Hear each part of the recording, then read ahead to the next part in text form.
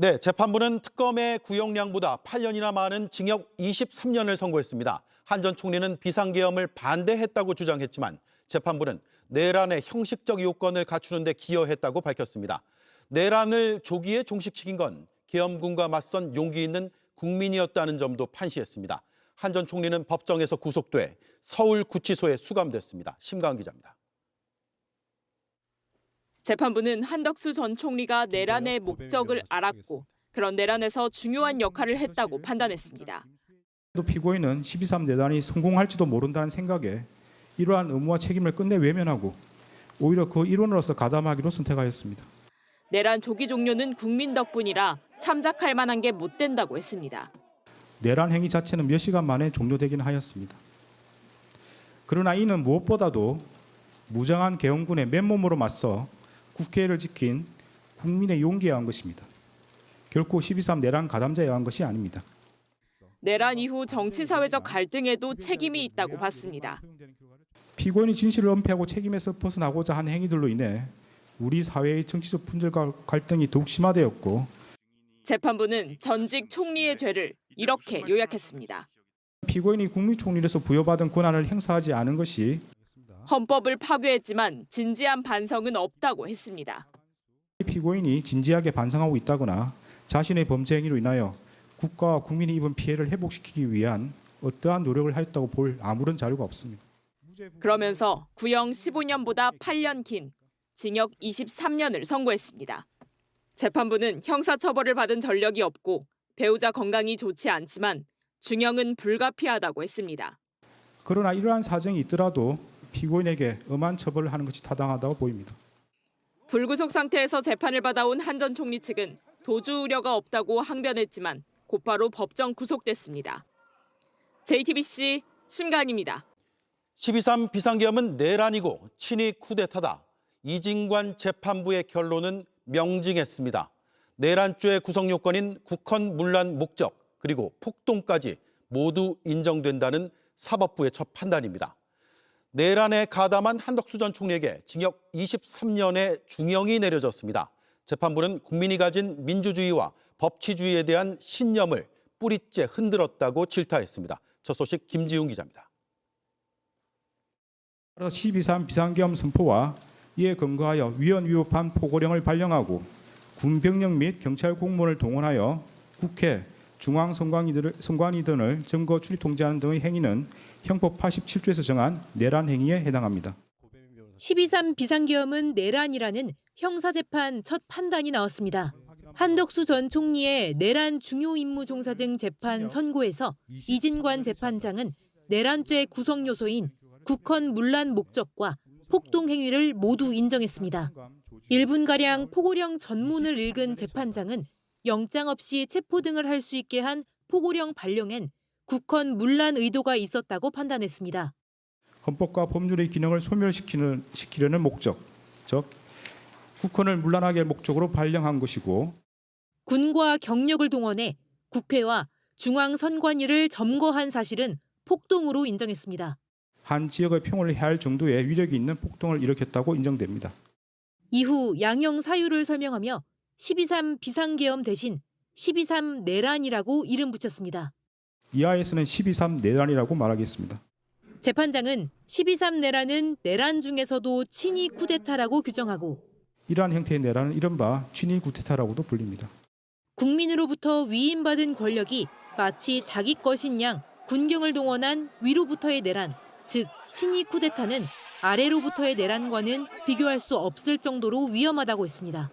이러한 친위 쿠데타는 많은 경우 성공하여 권력자는 독재자가 되었고 국민의 생명과 재산과 같은 기본권은 본질적으로 침해되었으며 계엄 선포 415일 만에 나온 법원의 첫 판단은 오늘 한덕수 전 총리를 넘어 2월 12일 이상민 전 행안부 장관, 2월 19일 윤석열, 김용현 내란 1, 2인자의 선고에 막대한 영향을 끼칠 걸로 보입니다. JTBC 김지윤입니다. 한덕수 전 총리는 재판 내내 꼿꼿하게 앉아 미동도 없이 재판부를 응시했습니다. 하지만 자신의 생각과 다른 방향으로 판결이 흐르자 흔들렸습니다. 23년이라는 중형이 내려진 뒤에는 체념하는 듯한 모습도 보였습니다.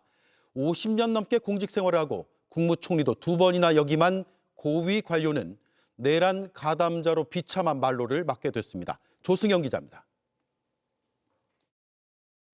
법원에 출석한 한덕수 전 총리는 아무 말도 없었습니다. 오늘 선거 앞두고 지금 심경 어떠십니까? 비상계엄 몰랐다 대통령 막으려고 했다 입장 그대로세요? 법정 안에선 법대에 앉은 재판관들에게서 눈을 떼지 않았습니다. 그리고 징역 23년이 선고되던 순간 체념이라도 한 듯 미동조차 없었습니다. 무려 55년간 공직에 몸담았던 초엘리트 공무원의 비참한 말로입니다.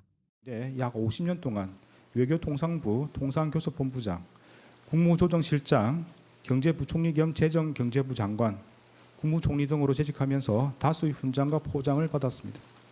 지난해 4월 윤석열 전 대통령이 파면된 뒤 한 전 총리는 권한대행이 됐습니다. 그런데 비상시국을 관리해야 할 대통령 권한대행이 돌연 대선에 출마하면서 논란에 휩싸였습니다. 저는 제가 사랑하는 대한민국의 미래를 위해 우리 모두를 위해 제가 할 수 있는 일을 찾기로 마음먹었습니다.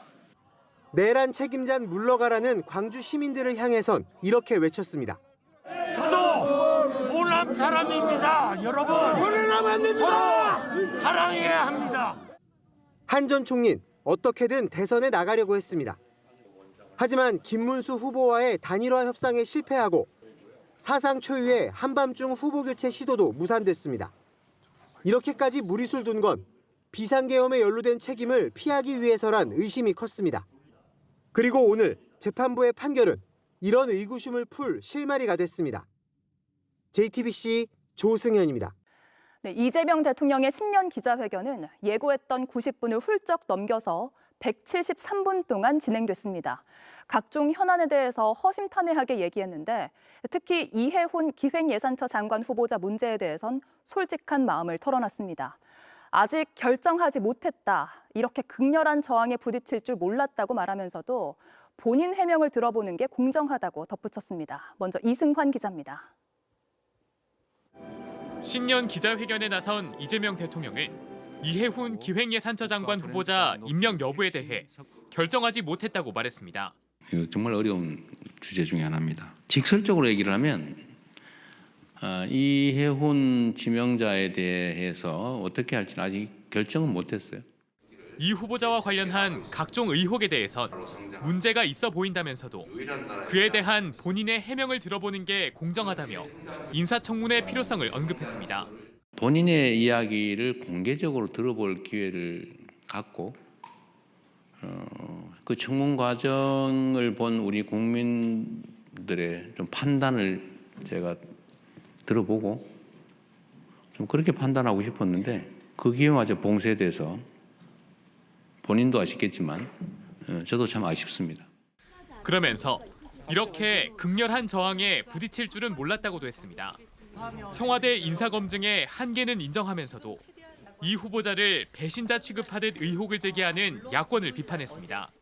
그쪽 진영에서 공천을 무려 5번을 받아가지고 3번씩이나 국회의원에 당선됐고 마치 대부에서 나오는 배신자 처단하듯이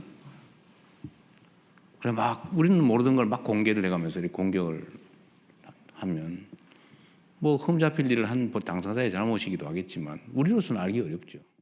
송원석 국민의힘 원내대표는 청와대가 검증 실패를 자백한 것이라며 지금이라도 늦지 않았으니 지명을 철회하라고 촉구했습니다.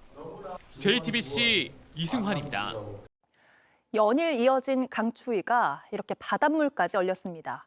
이번 한파는 내일 절정에 이를 전망인데 오늘도 눈이 내린 호남과 제주에 또다시 눈폭탄이 예보돼서 각별한 대비가 필요합니다. 박상욱 기자입니다. 꽁꽁 얼어붙은 바다. 흡사 극지방을 방불케 합니다. 겨울철 낚시객들이 즐겨 찾는 경기도 화성의 궁평항입니다. 며칠째에 잇따른 한파에 보시는 것처럼 바닷물은 이 물결 모양을 그대로 유지한 채 꽁꽁 얼어붙었습니다.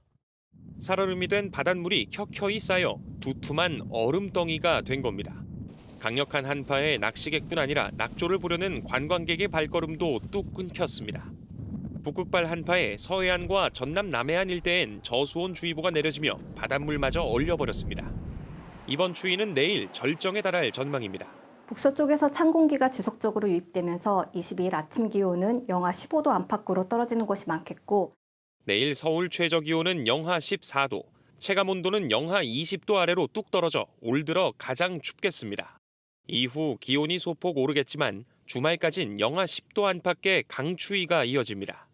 오늘도 눈이 내린 호남과 제주엔 또다시 많은 눈이 예상돼 대비가 필요합니다. 내륙이 꽁꽁 얼어붙어 육지에서 바다로 육풍이 부는 와중에 바다에선 반대로 북서풍이 불어오며 두 바람이 부딪힌 탓입니다.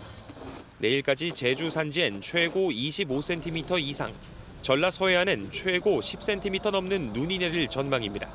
충청권에도 최고 5cm의 눈이 예상됩니다. JTBC 박상욱입니다. JTBC 뉴스룸을 시청해 주셔서 고맙습니다. 저희는 저녁 6시 30분 뉴스룸에서 뵙겠습니다.